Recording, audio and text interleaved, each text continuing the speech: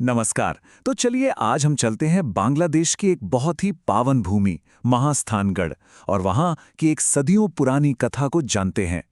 ये कहानी विश्वास, बहुत बड़े संकट और फिर एक चमत्कार के धागों से बुनी हुई है। आइए इस दिव्य रहस्य को समझने की कोशिश करते हैं। कहानी में आगे बढ़ने से पहले ये एक सवाल है जिस पर सोचना बहुत जरूरी है। जब किसी का विश्वास उसके जीवन के सबसे बड़े संकट, सबसे कठिन परीक्षा से टकराता है, तो आखिर होता क्या है? हमारी आज की पूरी कहानी का जवाब कहीं ना कहीं इसी सवाल में छिपा है। तो ये कथा एक ऐसे भक्त की है जिसके विश्वास को, उसकी आस्था को प्रकृति की सबसे कठोर परीक्षा से गुजरना पड़ा। देखते हैं कि ये सब शुरू कैसे हुआ। बहुत बहुत समय पहले की बात है। महास्थान का जो इलाका था वो घने जंगलों से घिरा हुआ था और वहीं एक बहुत ही धर्मनिष्ठ ब्राह्मण अपने परिवार के साथ शांति से रह रहा था। लेकिन फिर अचानक उस पूरे क्षेत्र पर एक ऐसा भयानक अकाल पड़ा जिसकी किसी ने कल्पना भी नहीं की थी।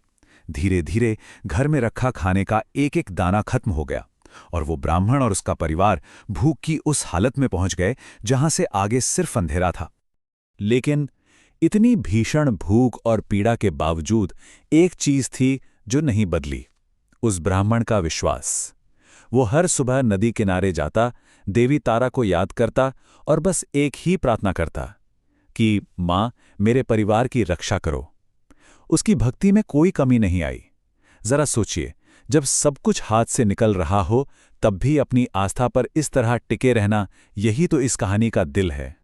और यहीं से कहानी एक बहुत ही रहस्यमयी मोड़ लेती है।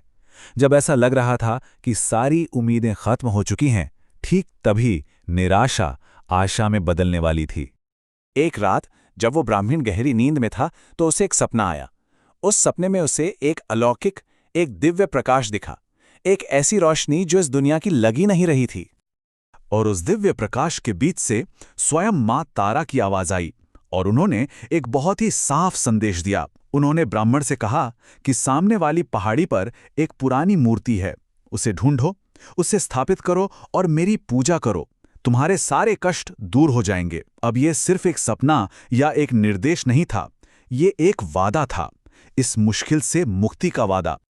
ब्राह्मण ने उस सपने पर पूरा पूरा विश्वास किया और उसके इसी अटूट विश्वास ने एक ऐसे चमत्कार को जन्म दिया जिसके बारे में आज भी बातें होती हैं। सुबह होते ही ब्राह्मण ने एक पल भी नहीं सोचा। उसके मन में कोई शक नहीं था। वो सीधा उस पहाड़ी की ओर चल पड़ा और हुआ भी वही जैसा सपने में बताया गया था। उसे मिट्टी में दबी हुई देवी तारा की एक बहुत ही सुंदर पत्थर की मूर्ति मिली। उसने बिना देर किए पूरी श्रद्धा और भक्ति के साथ उस मूर्ति को वहीं स्थापित कर दिया। और जैसे ही वो मूर्ति स्थापित हुई, चमत्कार होने लगे, वो भी एक के बाद एक। अचानक गांव में बारिश शुरू हो गई। जो खेत पूरी तरह सूख चुके थे वो फिर से हरे भरे हो गए और देखते ही देखते ब्राह्मण के घर में अनाज का भंडार भर गया। अकाल खत्म हो चुका था। अब ये खबर भला कहाँ रुकने वाली थी? जंगल की आग की तरह चारों तरफ फैल गई। जो एक इंसान का निजी चमत्कार था, वो अब पूरे समाज की आस्था का केंद्र बन गया था। दूर दूर से लोग उस चमत्कारी मूर्ति के दर्शन करने और मां तारा का आशीर्वाद लेने के लिए आने लगे। ये घटना सिर्फ एक चमत्कार बनकर इतिहास में नहीं रह गई, बल्कि इसने एक ऐसी स्थायी विरासत को जन्म दिया जिसका असर आज भी लोगों के जीवन पर दिखाई देता है। जिस जगह पे उस ब्राह्मण ने मूर्ति स्थापित की थी, वो जगह आज तारा माया मंदिर के नाम से जानी जाती है। ये सिर्फ एक पूजा की जगह नहीं है, बल्कि ये उम्मीद का और देवी की उस सुरक्षा करने वाली शक्ति का एक जीता जागता प्रतीक है। आज भी इस मंदिर से जुड़ी मान्यताएं बहुत गहरी हैं। मां तारा को रक्षा करने वाली शक्ति माना जाता है, एक ऐसी शक्ति जो मुश्किल समय में सहारा बनती है। बांग्लादेश के हिंदुओं और वहां की स्थानीय जनजातियों के बीच मां तारा के लिए एक गहरी आस्था है और नवरात्र और अमावस्या के दिनों में तो यहां बहुत खास पूजा अर्चना होती है।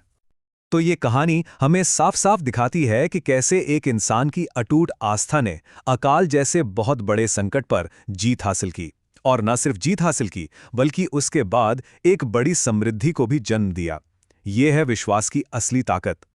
और इस पूरी कथा का जो सबसे अहम संदेश है, जो निचोड़ है, वो पीढ़ियों से चला आ रहा है। वो ये विश्वास कि आज भी जो कोई सच्चे मन से मां तारा को याद करता है, उनके नाम का स्मरण करता है, उसके जीवन के संकट जरूर दूर होते हैं। तो आखिर में ये कहानी हमें एक बहुत ही गहरे सवाल पर लाकर छोड़ देती है। किसी चमत्कार का असली स्रोत क्या होता है? कोई बाहरी दैवीय शक्ति या फिर इंसान के अंदर का वो अटूट विश्वास जो उस दैवीय शक्ति को देखने और महसूस करने की नजर देता है? इस पर जरूर सोचिएगा।